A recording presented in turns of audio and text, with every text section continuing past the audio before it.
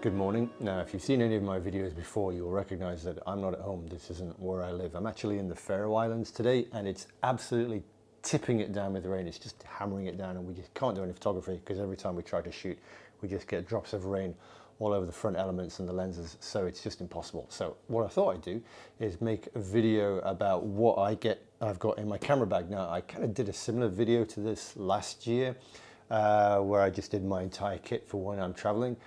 This is slightly different. It's just my camera bag, and the reason that I'm doing it now is because I've changed quite a bit what I'm carrying. I've changed the bag that I use, and I tend to get asked it quite a lot in videos. So if you're interested, then this is the video about what I put in my camera bag when I'm out shooting. So this is the bag that I'm using. It's a Deuter Freerider Pro 30. Now, it's actually designed for snowboarding, and the great thing about packs that are designed for snowboarding and skiing is that they've got loads of straps to carry skis and snowboards, which you can use for tripods. Now, the reason that I don't use camera bags is just a long and complex one. I've tried every single brand of camera bags, Low Pro, f-stop, just so many different camera bags, and they never really work for me. Either they don't really fit me, they're not comfortable when I'm carrying them for a long hike because they're not long enough in the torso, or I just have problems with how the camera gear is laid out. So over the last couple of years or so, I just stopped using camera bags and just bought regular hiking bags with a camera insert in them, and I just find that for me, that system works a lot better. So yeah, so this is actually a snowboarding bag, and because of that, it's got this fantastic strap here for the tripod. Now, it's got loads of straps that are sort of hidden all around the bag. You can probably carry about 3 or 4 tripods on the outside with no problem whatsoever. Right, so first of all, this is the tripod I'm using. It's a Gitzo 1545T Traveler. It's really nice, pretty light, weighs just a little bit over 1 kilo. It's the ball head on it is the one that comes with it. I forget the actual model number, but I'll link it down below. And yeah, it's just great. It's lightweight. It's certainly strong enough to carry the gear that I use, which is an X-T3, but I used this with the medium format camera. I used it with the GFX 50 and some of the bigger lenses on the GFX system, and it handled that really well. So it's certainly strong enough. It reaches quite high. It comes all the way up to eye level if you extend the center column, which I generally don't like doing because it's less stable that way. But certainly it's got enough height, and it folds up and packs up really small when you want to put it in your luggage for when you're traveling on the plane. All right, so what have I actually got in the bag? Right, so in the front, I just keep all of the non-photographer related stuff. So there's like my gloves here, there's a hat, there's room for a shell. Actually, you can get a couple of shells in there. And then just in the pocket here, I've got just stuff. There's a first aid kit there. There's a mosquito net. I've got a penknife.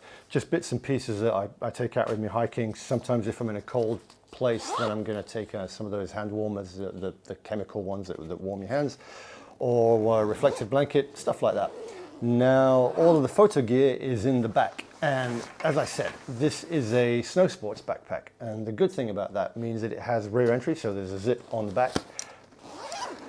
And being able to get into the camera from the backpack from the back is really nice, because it just means that when you put it down in the mud, in the snow, in wet stuff, then you're putting the front down, you're not getting the straps wet and muddy. On the previous bag that I used, which I talked about in the other video, it was the Axe Trail 24. It's a hiking pack. It was really nice, but it had front access, and it meant every time I put it down, the straps got all muddy, and then you have to put them on, and it's not very nice. So in here, there is a whole range of stuff. So I'll leave the camera gear till last, and I'll just put this here. So I've got a couple of these pouches. Now, these are f-stop pouches. Basically, this one is spare batteries and stuff for the Mavic 2 drone. So the spare batteries, spare propellers, bits and pieces for my tripod there. So like spanners and stuff like that I need for the tripod. And in this one, I've got all of my audio recording gear. So this has got the microphone transmitter and receiver, the lavalier mic, and spare batteries for all the transmitter and stuff like that. So that's all in here. Then filters. Now, I have a long, complicated relationship with filters. When I started photography about 15 years ago, I started landscape photography about 15 years ago, I couldn't imagine not using neutral density graduated filters, and I had a full set with every different kind of soft graduation, hard graduation, 2-stop, 3-stop, reverse grads. And over time, I've just stopped using them, and there are a lot of reasons for that. I think mostly because software has got so good now, Lightroom is so good that you can just so quickly and so easily blend different exposures together.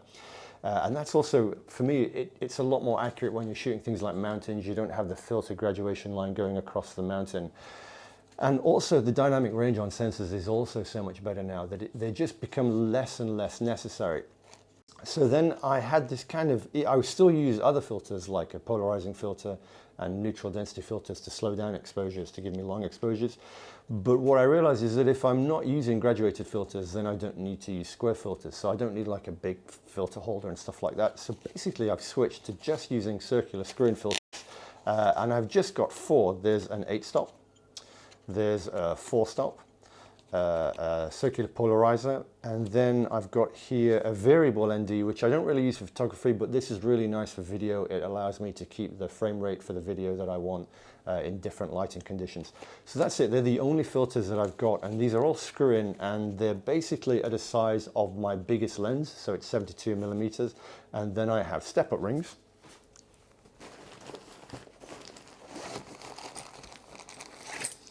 Here for all my various different lenses. So then other stuff in here, there's this is a tripod panoramic leveling head, which goes between, on top of the tripod and between and the head, and it allows you to, no matter what the terrain is that you're on, it allows you to get the bottom of the head level. So then when you've got the head screwed into this, anything that you do for panoramic shots, it's going to keep it really nice and level as you move, pan the camera through the different frames. And along with that, I've also got a nodal slide here. Now I only really use this if I'm shooting wide angle panoramas, which is very, very rare. Most of the panoramas that I shoot tend to be telephoto, but that's a nodal slide, which basically allows you to rotate the camera around the nodal point in the lens, which stops parallax. It makes it much easier to blend the wide angle images together, because when you shoot a wide angle image, you've usually got foreground and background, and as you move the frame around, the relationship between the foreground and background changes quite a lot in wide angle, which is where you get the parallax error from. So a nodal slide is a way of mitigating that, but I don't use it that often. Okay, so the camera gear is all in this f-stop ICU Small Pro. This is what I've always used, and I can put this in various different backpacks if I'm going out hiking and camping. So I've got my big camping backpack. This is the same thing that I take. It fits in really nicely, and as you can see, it fits really nicely into this backpack. And this has got my camera gear. Now for this trip, I've got my X-T3. I've got my 55-200. These are the two most, this is the X-T3 is with the 10-24, and these are the two lenses that I use most often. And I've also got in here the 18-55 kit zoom. Now I don't shoot a lot of photos with the mid-range zoom. I tend to shoot wide or long, but this is a really great lens for video. The 16-55 is probably sharper, but it's also heavier and bigger, and for a lens that I just shoot video with, this is absolutely ideal. And then I've got the X-T30, which is my backup second camera. Sometimes use it for shooting video. It works just really nicely with the X-T3 because the video quality and image quality is identical. They've got the same sensor, they've got the same processor. So switching between the two cameras is seamless when you're looking at the images and the video. And then, yeah, little bits and pieces. There's the camera remote for triggering long exposures, spare batteries. Just down here, I've got my SD cards. And then finally, the Mavic Pro 2, which is the drone that I use. So there's that with the controller underneath. So all of that gear fits in there. And as I say, this is pretty much something that goes with me on every trip. And that's pretty much it, really. There's like we've got a few other things in here. This is, these are Optech rain covers, which are great if you're shooting in places like Iceland, where you've got a lot of waterfall spray. I was using these yesterday when we were out shooting, where we were getting rained on. They just keep the camera dry. They're super cheap, really, really useful. And then just different cloths and different cloths and some spare remote release cables. And then, yeah, finally, I think in here there's just rain cover for the backpack. And then in the front pockets on here, these are all my cleaning cloths and for keeping the lenses and filters clean when they got bits and pieces on them, bits of rain and stuff like that. And then in the other pocket, I've got my head torch with some spare batteries. And that's it. That's pretty much everything that I'll have with me when I go out in the field. So I don't know how interesting that's been, I don't know how useful it's been, but it's a question that I get asked a lot. I'm super, super happy with this bag. It's really comfortable. I've carried it for a long, long way on some really long hikes and had it on my back for hours and hours, about, you know, 8-hour hikes, and it's not been uncomfortable at all. And I have quite a long torso, so I like to be able to have the hip straps sitting really on my hips, so the weight's not being carried on my shoulders. So I can highly recommend this bag. I think it's fantastic. And yeah, as I said, that's pretty much it. Hopefully this afternoon it's going to stop raining and we can go out and take some actual photos. And if that's the case, then I'll make some videos while I'm doing that. So, as ever, thanks for watching and take care.